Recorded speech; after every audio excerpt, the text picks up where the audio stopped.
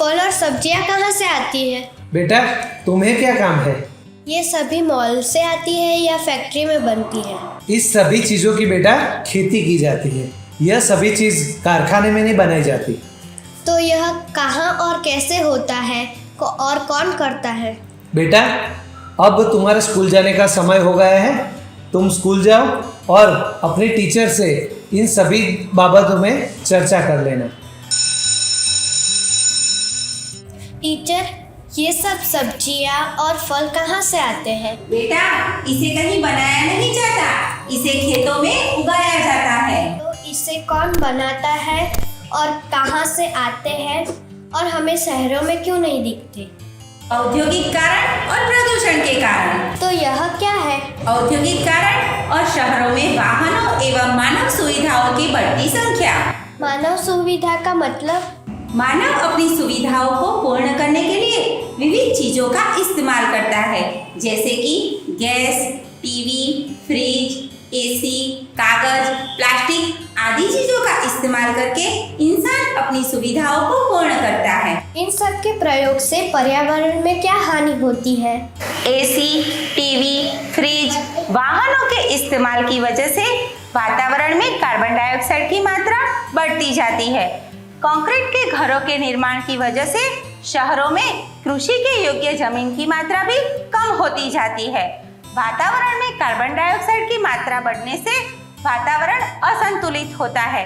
Plastic का उपयोग करने से कचरा बढ़ता है और प्लास्टिक को नष्ट करना कितना मुश्किल है ये हम सब जानते ही है। कागज की आवश्यकता की आपूर्ति के लिए हमें पेड़ों को काटना पड़ता है और जिससे वनों की मात्रा कम होती जाती है। वनों की मात्रा कम होने के कारण वातावरण में कार्बन डाइऑक्साइड की मात्रा बढ़ती जाती है। हम सब जानते हैं कि पेड़ पौधे प्रकृति के फेफड़ों के समान है। पृथ्वी पर पेड़ पौधे की वजह से ही पर्यावरण की संतुलन बनी रहती है। पेड़ पौधों को काटने से वातावरण में कार्बन डाइऑक्साइड की मात्रा बढ़ती जाती है, जिसके कारण हरित गृह प्रभाव निर्मित होता है। ग्रीन हाउस तापमान में वृद्धि का कारण बनता है। ग्रीन हाउस क्या है? वातावरण में CO2 के बढ़ने से औसत वृद्धि होती है। इसे ग्रीन हाउस इफेक्ट कहा जाता है। ऋतु में होने वाले परिवर्तन के कारण इसे जलवायु परिवर्तन भी कहते हैं। ऋतु परिवर्तन के कारण हमें शीत फसल, ग्रीष्म फसल और मानसून फसल में अनियमित आपदाओं का सामना करना पड़ता है। मनुष्य की बढ़ती हुई सुविधाओं के कारण हमें शहरों में कृषि योग्य जमीन का अभाव देखा जाता है। अतः शहरों में कृषि की मात्रा नगण्य है। मैम, इसका क्या उपाय है? जितना हो सके उतना कचरे को रिसाइकल करें। प्लास्टिक का कम से कम उपयोग करें। बारिश के पानी को इकट्ठा करके रखें और वाहनों का इस्तेमाल आवश्यकता अनुसार ही करें। ज्यादा से ज्यादा पैदल चलें और साइकिल का प्रयोग करें। इसके अलावा हमें बिजली का कम से कम उपयोग करना चाहिए और सौर ऊर्जा का सबसे ज्यादा इस्तेमाल करना चाहिए। थैंक यू मैम, मुझे यह सब समझाने के लिए आपका बहुत बहुत धन्यवाद। बेटा, यू आर वेलकम।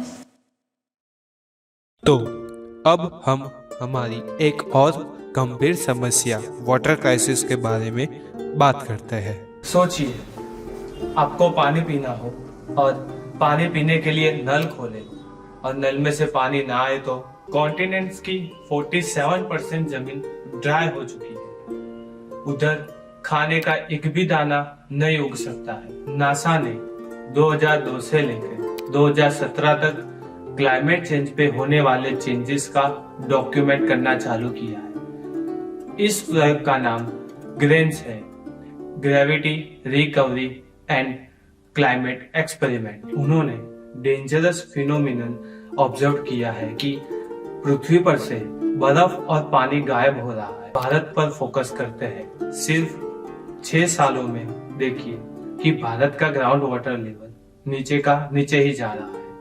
ये तो 2008 की बात है, तो अभी का सिचुएशन क्या होगा? ये तो तब की बात है जब बारिश नॉर्मल हो रही थी। जब बारिश नहीं होगी, अकाल पड़ेगा, तब क्या होगा? भारत का उत्तरी भाग जैसे कि राजस्थान, पंजाब, गुजरात, ये सब डेजर्ट बनने वाले हैं। ये तो रियलिटी है, यानी जल्दी ही भारत के सारे कुएं खत्म होने वाले हैं। यह भारत है, हमारा भारत, जिसे हम नदियों का शहर कहते हैं। यहाँ पे 70% लोग डायरेक्टली और इनडायरेक्टली एग्रीकल्चर पे निर्भर है। हमारा ज्यादातर पानी नदियों से नहीं पर ग्राउंड वाटर से आता है। अपने गांव में ऐसे कुएं देखने को मिलते हैं। इस कुएं में 90% फ्रेश वाटर ग्राउंड वाटर होता है। नीति आयोग कहता है कि हमारा 60% population extreme water stream area में रहता है। पीने का पानी यूज होने वाला 10 में से 7 रिसोर्सेज अभी पॉल्यूटेड है और हमारी नदियां गायब हो रही है। कभी सोचा है कि पानी क्यों कम हो रहा है? यह समझने के लिए आपको इस वीडियो को या कोई बुक पढ़ने की जरूरत नहीं है। अपने घर से बाहर निकलिए और देखिए कि कंक्रीट के रोड, कंक्रीट का घर और हर रोज कटने वाले पेड़, जहाँ कोई पेड़ बच जाए तो उसके आजू बाजू में थोड़ी सी मिट्टी होती है। उस मिट्टी में से पेड़ को ही पानी नहीं पहुंचता तो जमीन में से कहाँ उतरेगा? प्रॉब्लम बड़ी नहीं है। जमीन में पानी नहीं पहुंचेगा तो ग्राउंड वाटर रिचार्ज कैसे होगा? यही ग्राउंड वाटर हमारे एग्रीकल्चर में यूज होता है।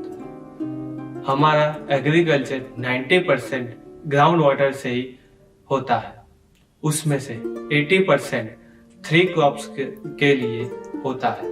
Wheat, sugar cane and rice के लिए इस्तेमाल होता है। जब बारिश की सीजन होती है तब इतनी बारिश होती है कि फ्लड लाइक सिचुएशन हो जाती है। अहमदाबाद में पानी भर जाता है, पर उसी शहर में कुछ महीनों के बाद पानी की समस्या होती है। हमें जितना पानी मिलता है हम उसको यूज ही नहीं कर पाते हैं। वो सारा का सारा पानी नाले में बह जाता है और वेस्ट हो जाता है। जैगौन में हर साल पानी की प्रॉब्लम होती थी। उन लोगों ने मिलके एक खुद की ही वाटर बैंक बना दी और सबको सुटेबल फार्मिंग का आइडिया दिया। तमिलनाडु में लोग पानी खरीदते थे। पीने का पानी का एक टैंकर का 600 रुपए देते थे। उन लोगों ने रेन वाटर हार्वेस्टिंग शुरू किया। जिस गांव ने पिछले 15 सालों से पीने का पानी नहीं देखा था, उन लोगों ने वाटर बैंक बना दी। तो अब इसका सॉल्यूशन क्या है? रेन वाटर हार्वेस्टिंग सीखना होगा। बारिश के पानी को कलेक्ट करके उसे जमीन में उतारना होगा। हमें हमारे घर में जो वाटर प्यूरिफायर है उसका पानी कलेक्ट करके उसका इस्तेमाल करना होगा। हम उसे पोछा लगाने में और उसमें जो पानी बच जाए उसको हम पेड़ पौधों में डाल सकते हैं। जो पानी वेस्ट होने वाला था हमने उसको 2 बार यूज किया।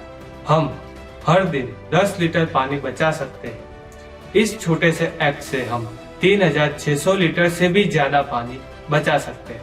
हम जो पानी सब्जियां धोने में इस्तेमाल करते हैं उस पानी को हम कहीं और पे भी यूज करते हैं। हमारी जेब में से 1 रुपए का सिक्का भी गिरता है तो हम उसे रुक के उठाते हैं। तो हमें 1 रुपए का मोल भी पता है तो पानी तो अनमोल है। इस जनरेशन और आने वाली जनरेशन के लिए हमें पानी बचाना सबकी इक्वल रिस्पॉन्सिबिलिटी है। हम पानी बचाएंगे तो ही ज्यादा एग्रीकल्चर में आगे बढ़ पाए। तो आइए हम सबको समझाते हैं कि पानी बचाना क्यों जरूरी है।